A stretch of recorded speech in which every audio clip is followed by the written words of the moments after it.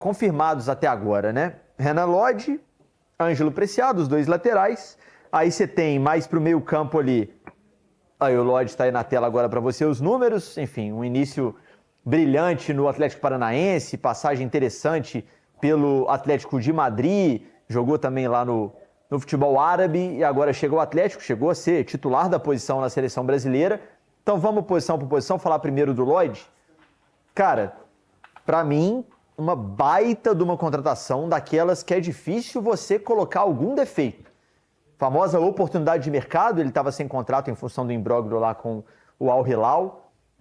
Enfim, desvencilhou lá porque não estava sendo usado. O Atlético foi e buscou um jogador que a gente é apaixonado pelo atleta Guilherme Arana, por tudo que ele fez com a camisa do Galo, e trata o Arana como um craque que ele de fato é para os padrões de futebol brasileiro, e é um ídolo do clube, mas o auge técnico do Lodge na carreira é acima, inclusive, do auge técnico do Arana, na minha opinião.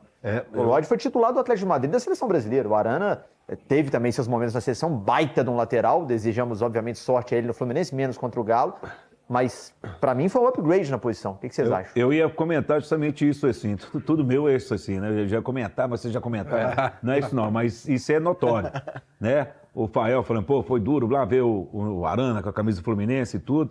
Cara, mas é um jogador, ele jogando a bola que ele tem, realmente, bem fisicamente, não é por nada não. Eu assino, assim, isso aqui a gente arruma pra cabeça, você sabe, né? Você crava aqui, daqui a um tempo o cara joga, 2, 3 jogos, não joga nada. Dudu, você essa boca sua de Nova Gameleira, né, bicho? Ó, ele bem fisicamente e sentindo a vontade, a massa recebendo de braços abertos.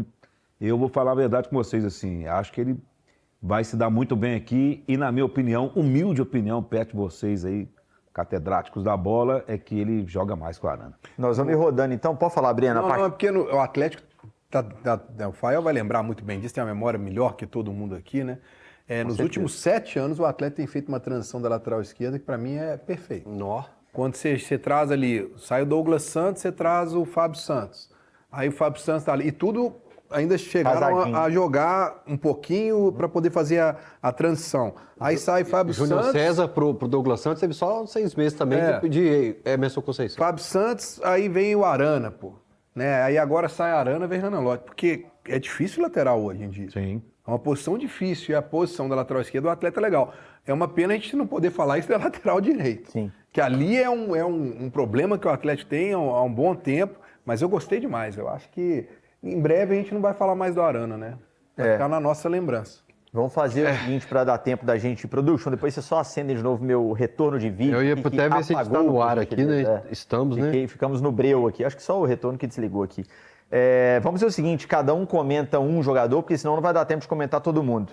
Na sequência do Lodge temos Maicon, jogador de meio campo, essa é do Fael, pelo nosso rodízio aqui. Jogador de meio campo... Eu ia falar do Lodge. O que você... Então, vamos falar do Lodge rapidinho e já emenda no Maicon. Eu quero falar do Maicon, então você fala beleza, do Lodge. fala do Lodge aí. Tá, sobre o Lodge, eu até tava pensando, eu falei, cara, quanto será que o Galo vai pagar de luvas, assim, pro Lodge? Porque uma contratação tão boa, foi uma oportunidade de mercado tão interessante do Galo, que eu falei, cara, mesmo se você tiver pagado um bom valor de luvas, vale.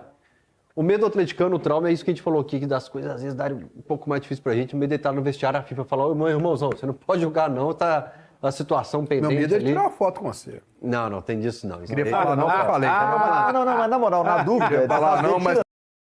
Falei. Não, Dá uma segurada. tem uma lenda que não existe, não. Mas sobre Arana no Fluminense, eu acho que tem até potencial para jogar muita bola. O torcedor da Arsenal, imagina o Hulk metendo gol lá no Fluminense. Eu acho que a gente vai ver o Arana jogando muita bola no Fluminense. Mas sobre o Lodge, uma coisa é fundamental. É o atleticano, cuidado com a frase com o que eu vou falar agora, esqueceu o Arana. Não esqueceu o que ele fez aqui. Não. A gente é apaixonado, o Arana é a cara do Galo. Eu acho que aquela camisa 13 ficou bem demais para ele. É o monstro que tá nesse hall dos imortais que tá ali, Reinaldo, Dada Maravilha, Léo Silva, Vitor, Tardelli, Hulk Arana tá lá também. Só que nesse momento o torcedor precisa não comparar a relação, não comparar a provocação com o rival, não comparar nada. Dá uma chance pro Lodge se apresentar e ser o Lodge escrevendo a história dele e não um Lodge substituindo um Guilherme Arana. Pra gente não ter essa comparação. E lembrando que acho, foi até meu menino que me falou, Luiz, aqui, que o Lianco pediu para jogar com a 13 agora, né? Parece que ele que vai herdar o número. Essa coisa da identificação do 3 é Galo, o Lianco gosta de puxar isso para ele, é uma responsabilidade.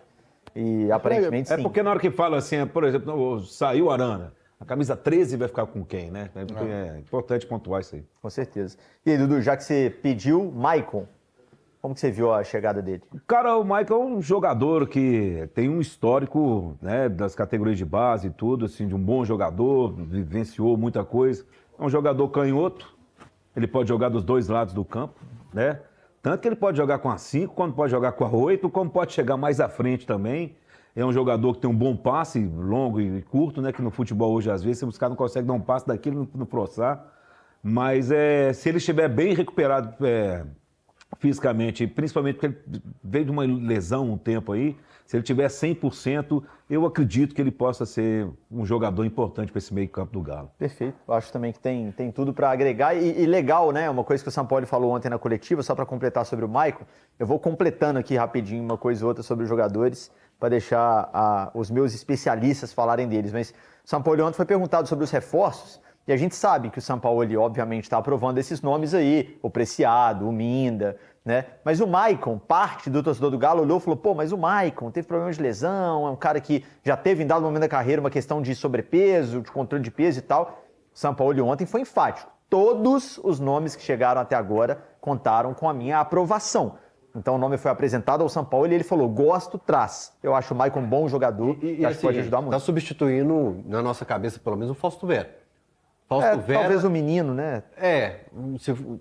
Tanto faz, Fausto Vera e menino. Fausto Vera e menino aqui era pente na casa do Breno Galante.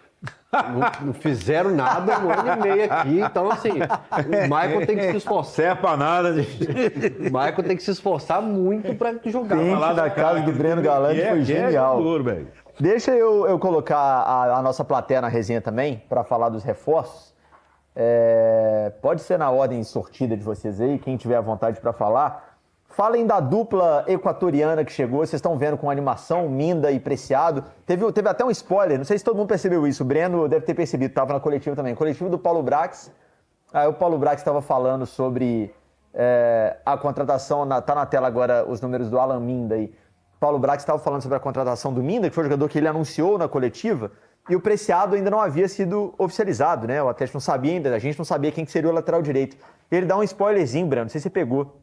Ele falou assim, a questão do lateral direito, o lateral ele tem que ter sintonia com o extrema, com o ponta pela direita. A sintonia aí, ó, dois jogadores de seleção equatorianos, os caras já se conhecem. Então tá no corredor ali. Por essas contratações, eu assisti esse bate-papo com vocês da imprensa lá inteiro, assisti todo.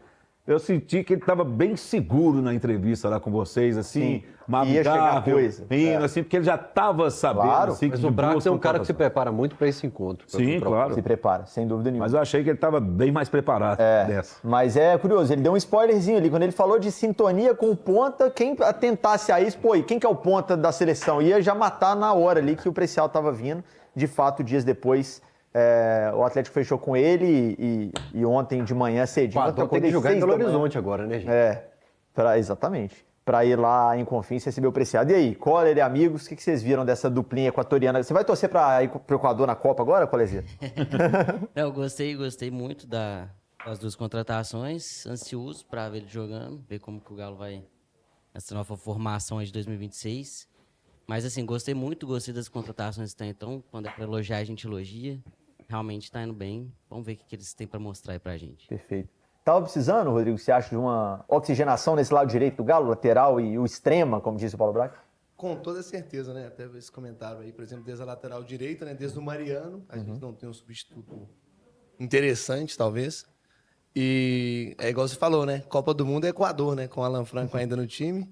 Mas só para completar do Renan Lodge, uma coisa assim, importante, eu acho que ele foi muito queimado naquela falha na final da Copa América, né? Do gol do Di Maria. Mas ele é um lateral, assim, excepcional, né? Diferente. Com certeza. Maravilha. E aí?